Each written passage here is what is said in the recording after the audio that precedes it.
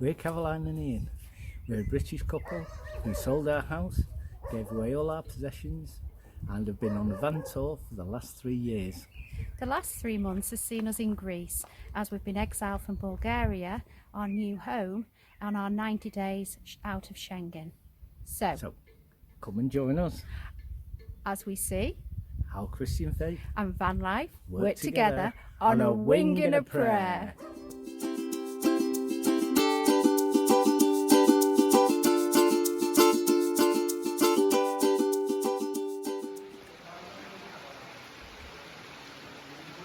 So this is one of the parts of the waterfall. I don't know whether this is the end of it or not. I thought when we saw it, there was like a plunge pool thing at the bottom. There's little areas here. It's all very green. So I think somebody's thinking of having a dip.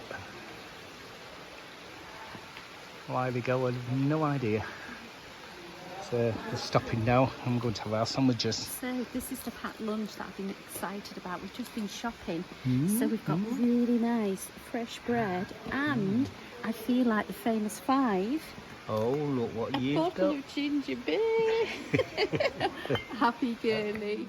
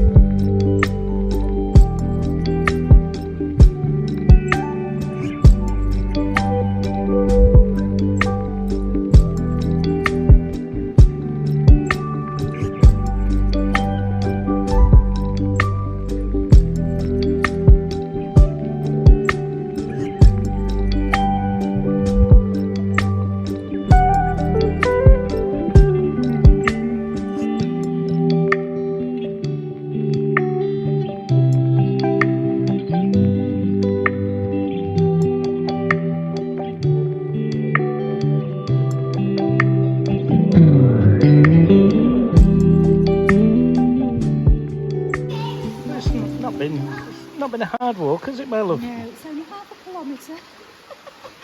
We've been very lazy, and we might be going to a cafe for a nip of glory. Oh, the guy all going on in here.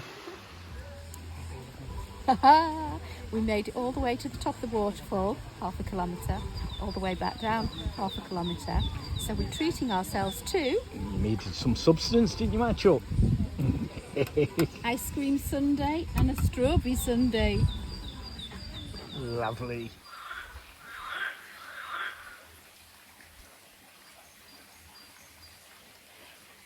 So we've moved the van across the car park to the other side, and we parked up tonight by this stream, talking quiet because that's the frogs chirping.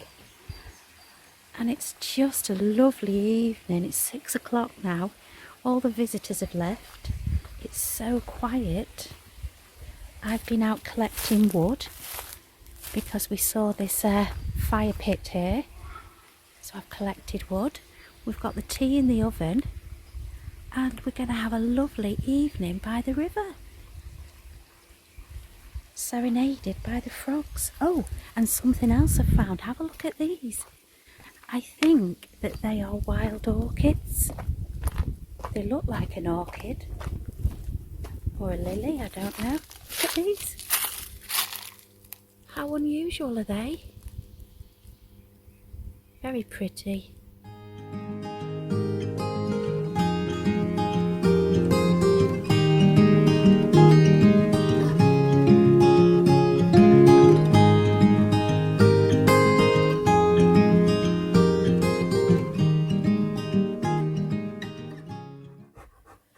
The unpredictability of van life. So 1 minute you're rocking and rolling, you're having a campfire, beautiful evening in the woodlands. Next morning, van will not start at all.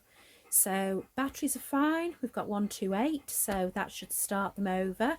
I've stripped the bed because we've found a laundrette nearby, turned the engine over and nothing, absolute, not even a click. Ian's checking over the engine now. He's found that the water pump is completely empty, so we're filling that up and then just seeing how we get on from there. Any thoughts or ideas, Mr. A? Not at the moment, no. No, he's just cracking on with it. The beauty of van life is you are never on your own, even in a strange country. So we have had 3 lovely van people come over and help us, and it's just so kind. You know, they won't walk past if they see you, your bonnet's up, and they've come and helped us. And one lovely couple, Sol and Penelope, have given us the answer. So Sol had a similar problem with his van, and he said, what part of the engine was it, love? It's the starter motor. The starter motor gets clogged up, so he'd got a stone and was tapping it, and the noise of the engine did change. It was a little bit more successful, but wasn't enough to start over. Anyway, then Ian got the big guns out. He got out his hammer, went under the van and tapped it, and after the second tap, engine is now running. So Sol and Penelope also, bless them, gave us their telephone number, because they said, we want to know how you guys get on, and they've also told us how to maintain the starter motor now so that it doesn't happen again. So we're just looking for a park up now, so that if we turn it off and it doesn't start again, we can give it more attention and get the bits and pieces that we need to do that. So thank you so much, van life people. You are amazing, truly. What a beautiful community we belong to. Thank you.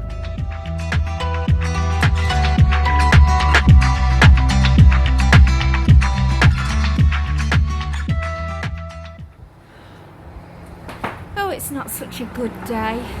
So I've had the brush scrubbing and cleaning, and I've gone and knocked off the indicator light. It's not just come off, it's smashed on the floor. So that's another job now that we're going to have to do. Sorry.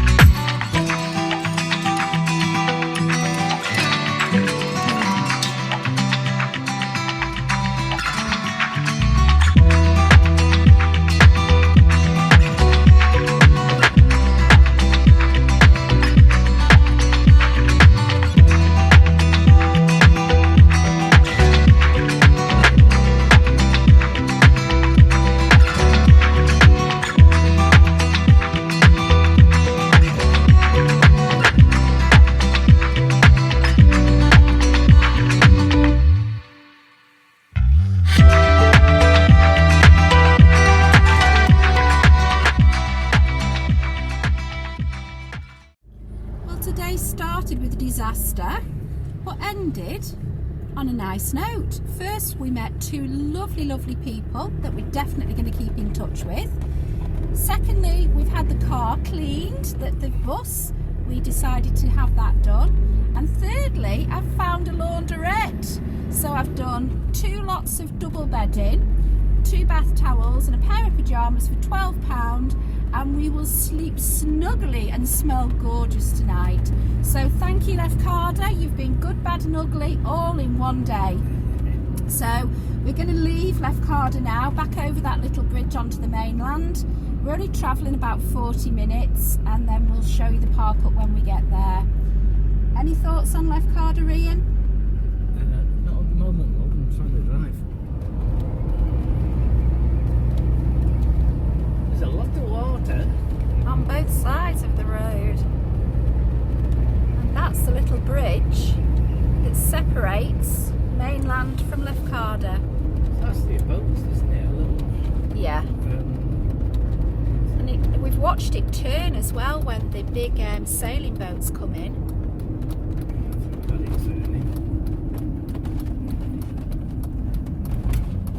Go up the ramp.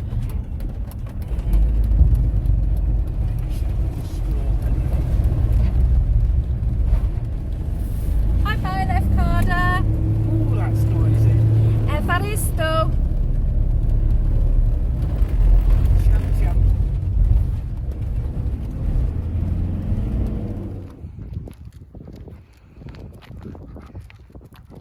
Change of course, even for Delilah. We have come to a port. Put the name of the place on the vlog. And the weather's taken a turn for the better. And it's actually fairly warm. It's a massive big port. But as we said in our last vlog, that we were actually contemplating going to a place called Ignatius, and that's a massive big port, and we were thinking of getting a ferry over to Corfu. Well, I think we've decided now that that might be off the cards for a couple of reasons. A, it's a lot of expense. I think it was going to cost something like about 80 quid to take the van over, and plus me, Caroline and Delilah, it would have been around 100 odd quid anyway. So when we finally worked it all out, we thought it was a little bit expensive. So our next plan is to move from here to we're going to go to Corinth. We've been there before, but we never actually went to the old Corinth, the original Corinth. So what we're going to do is to do a video of the old Corinth.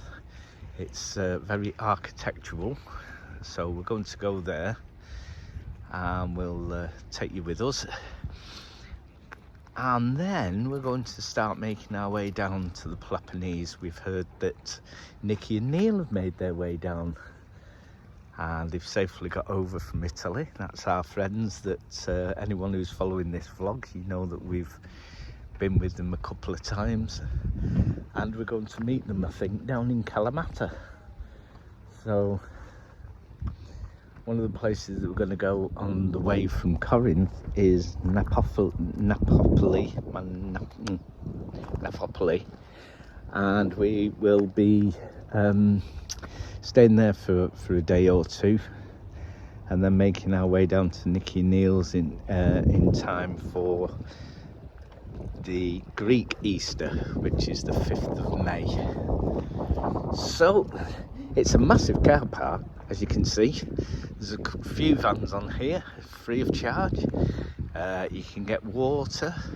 The water we've ended up having to find is right down near that boat down there, and but good pressure. Fill the van up. The van's been starting very well again now, and we're just getting ready to go. So just taking Delilah for a final walk and then we're off.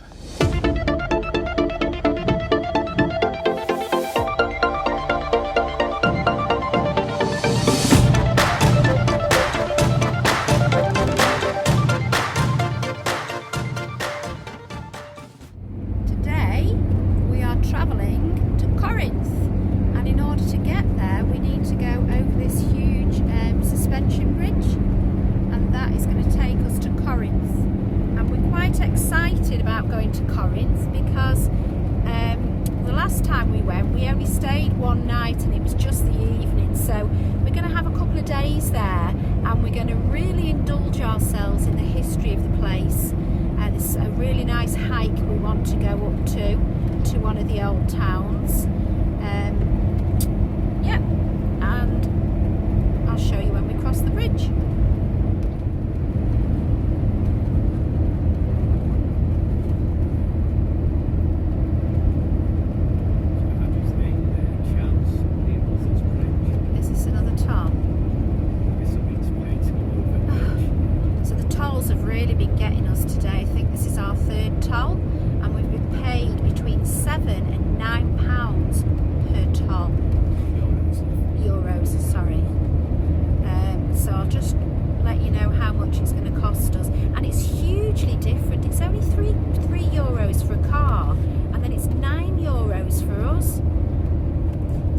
across the bridge, it's going to cost us... How much, Ian? 22 euros! Turn back! Turn back! Well, you want to go by water? Oh, 22! Here we go. Crikey, that was dearer than we thought. It was 36 euros to cross this bridge. And I said to the guy in the booth, big money, and he laughed and he said, what can we do, swim? So I'd like you all to very much enjoy this experience so it makes the money worthwhile. Sit back, open your popcorn. Enjoy. Well, actually, it looks very nice. It is very nice, and I'm going to film every single second of crossing it. Do you know, it also stops me having a fit about whether we can get onto a ferry or not. That's true, it's quicker than a ferry and safer than a ferry. Perhaps the viewers would like an interlude of music. Well, it's going to be so long. Well, we'll tell you on the halfway will do. Okay, I'll just film till halfway so you don't have to have the music interlude.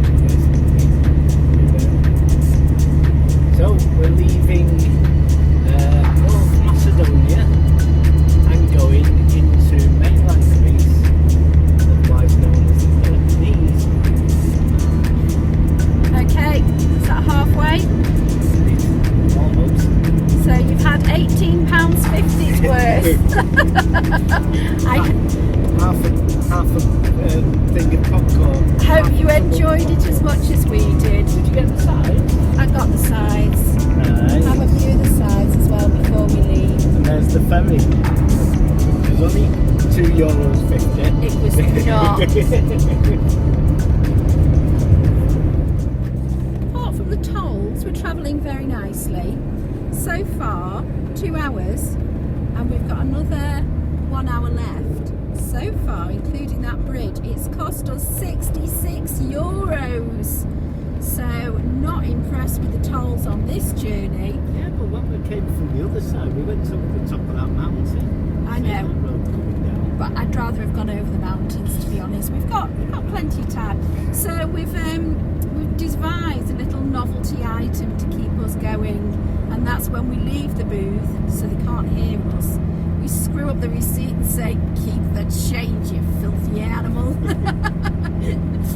Makes us laugh. Keep the change, you filthy animal. So we're now on the start of the Peloponnese, and it's a beautiful mountain range, even just at the start of it. You have these outcrops that are very, very flat areas.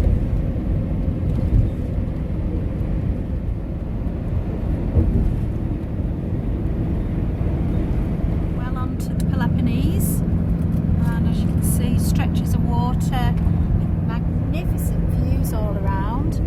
Up there is ancient Corinth, and that's where we're taking a hike tomorrow. There is a set footpath, so it probably looks easier than it is. But really lovely views, big skies, loads of mountains. And after a 2.5 hour travelling, we should arrive in 6 minutes. And at the end of the day, if we don't get another toll within the next 6 minutes, it's cost us over £80 in order to do this journey. Ancient Corinth.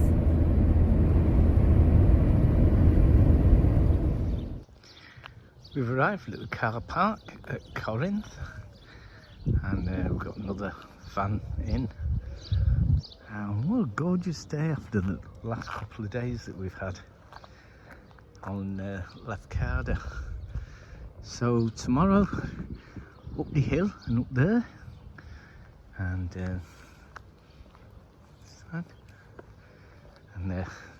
here she is.